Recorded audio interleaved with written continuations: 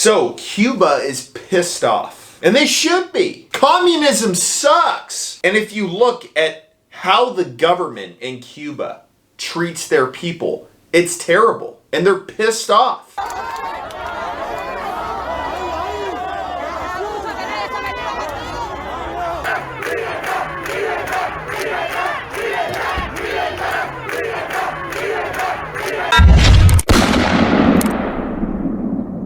So long story short, the people in Cuba are done with communism. They've had it for a long time. They're done with it. And it's funny because the more and more the Biden administration continues on, the more and more it looks like their goal for America is communism. They want to be in charge of everything that you do. When something goes wrong, they want you to call them. When you want to eat, they want you to call them. When you need money, they want you to call them. But here is the craziness in all of this. Of course, Black Lives Matter speaks up about it. You know, when they're not trying to defraud major companies out there and sue them for millions of dollars. Or maybe when they're in between meetings with real estate agents when they want to buy another $1 million home. You know, stuff that capitalists do, not communists. But haven't y'all noticed the trend of Black Lives Matter? They profit off of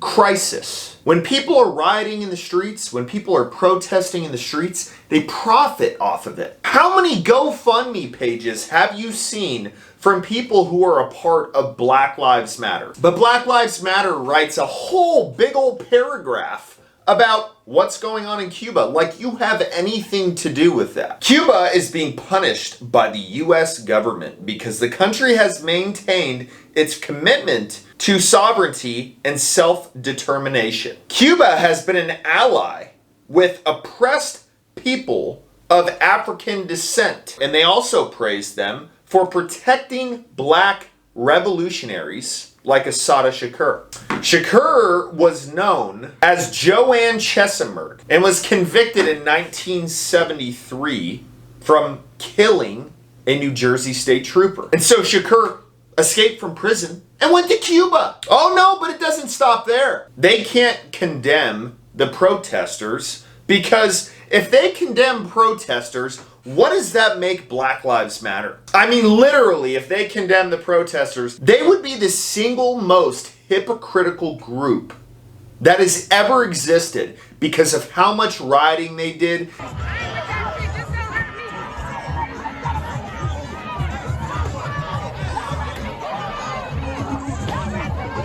The fact that they have BLM just spray painted everywhere, and the fact that now people are flying BLM flags next to the United States flag. So they couldn't condemn them, and they also can't condemn the government of Cuba because it's communism. And that's what Black Lives Matter wants. Of course, not for the rich ones in there who believe in capitalism, who believe in buying $1 million homes, who believe in going to business meetings and profiting off of whatever they can. No, they want to continue to push communism because they know it's going to continue furthering the crisis in America. So if they can't condemn the Cuban government and they can't condemn the protesters, who do they go after? Oh, they go after the United States. Oh, it's the embargo. Oh, it's the unfair treatment. Y'all continue to talk about things that has nothing to do with Black Lives Matter. It's kind of like LeBron talking about people protesting. It has nothing to do with basketball, bub. If it doesn't have anything to do with basketball or Nike or whatever else you're affiliated with, then shut up. But no, now Black Lives Matter has branched out to the point where they feel like they can just address everyone in the US like they're our government. I mean, look at how they wrote this post.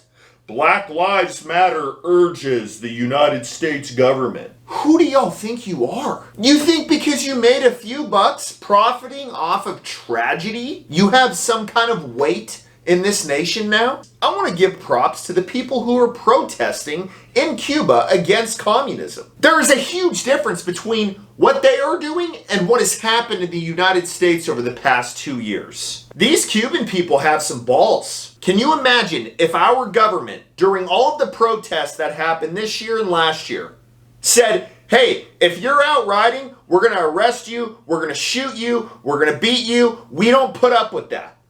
Nobody would have done it.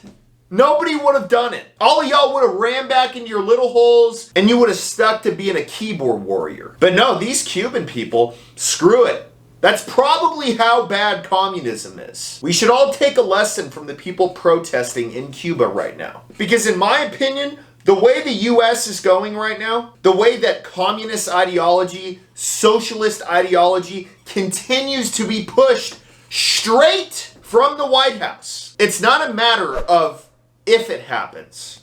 It's when it happens. And we all better be prepared for it.